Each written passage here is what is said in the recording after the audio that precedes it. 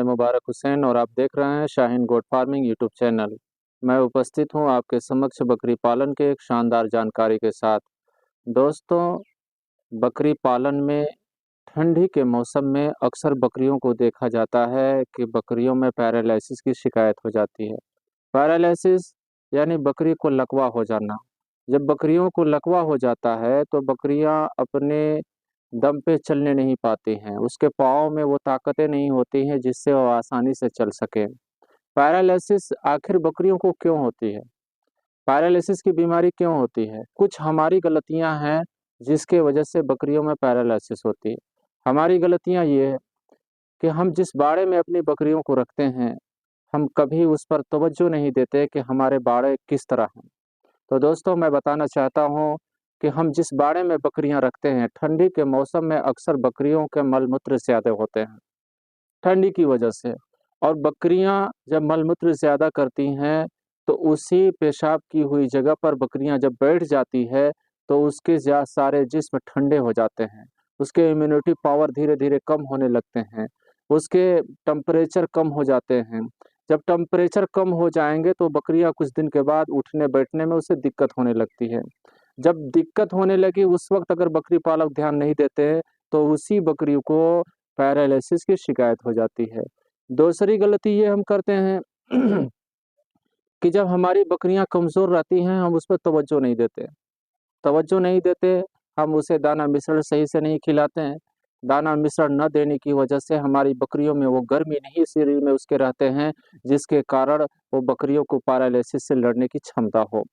जैसे अन्य दिनों में आप बकरी को दाना खिलाते हैं 100 ग्राम, तो अब जाड़े के मौसम में अवश्य के आप 150 ग्राम दाना खिलाएँ ताकि आपको बकरी के लड़ने की क्षमता बनी रहे। तीसरी गलती हम ये करते हैं कि कुछ बकरियां हमारी तो कमज़ोर हैं और कमज़ोर बकरियों को ठंडी से लड़ते-लड़ते एनर्जी जब कम हो जाते हैं, तो हमारी बकरियों को ऑटोमेटिक पैरालिसिस पकड़ लेता है। हमें करना क्या चाहिए? हमें करना ये चाहिए, अगर आप इंजेक्शन लगाने जानते हैं, आपको इंजेक्शन लगाने आता है, तो न्यूरोकाइन प्लस का एक इंजेक्शन आता है। उस इंजेक्शन को 10 केजी पर 1 एमएल लगाया जाता है। तो अगर मान लेते हैं आपकी बकरी 30 केजी की है, तो आप 3 एमएल इंजेक्शन लगाएँ। और लगाना अगर बेहतरीन तरीके से आप इंजेक्शन लगाना जानते हैं, तो लगातार आप अपनी बकरियों को 5 दिन तक लगाएँ। हर ठंडी के मौसम में आप अगर ऐसा करते हैं, तो एक हद तक अगर आपकी बकरी कमज़ोर भी है, तो उसे पैरालिसिस की शिकायत नहीं होगी।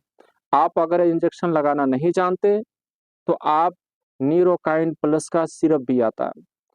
उस सिरप को ले आएँ और लाने के बाद प्रतिदिन अपनी बकरियों को, अगर बकरी बड़ी है तो 10 एमएल 10 दिन तक लगातार अपनी बकरियों को पिला दें, और अगर आपकी बकरी छोटी है तो आप उसे 5 एमएल पिलाएँ।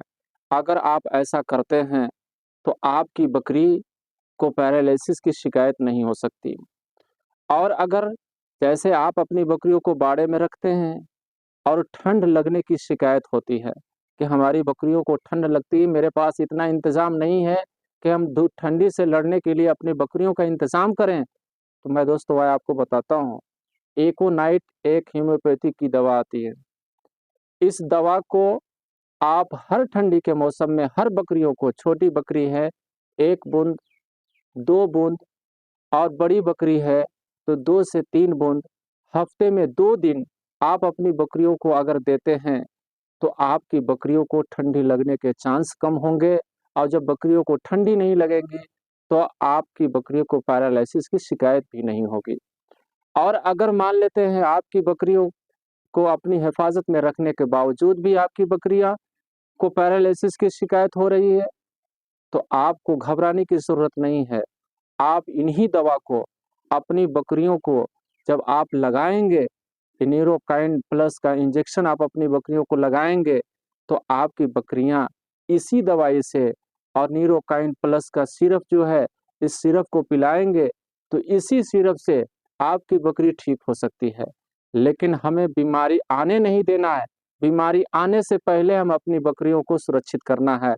तो दोस्तों, आज का वीडियो कि बीमारी जो आ रही है फार्म पर, उसे रोकने के लिए मैंने इस वीडियो को बनाया है। दोस्तों, बस इन्हीं बातों के साथ अपनी भाषण को विराम दे रहा हूँ। अगर मेरे वीडियो को लाइक नहीं किए होंगे, सब्सक्राइब नहीं किए होंगे, तो मेरे वीडियो को लाइक एंड सब्सक्राइब कर लें। आपके एक लाइक, एक सब्सक्राइब से हमें मोटिवेशन मिलता है।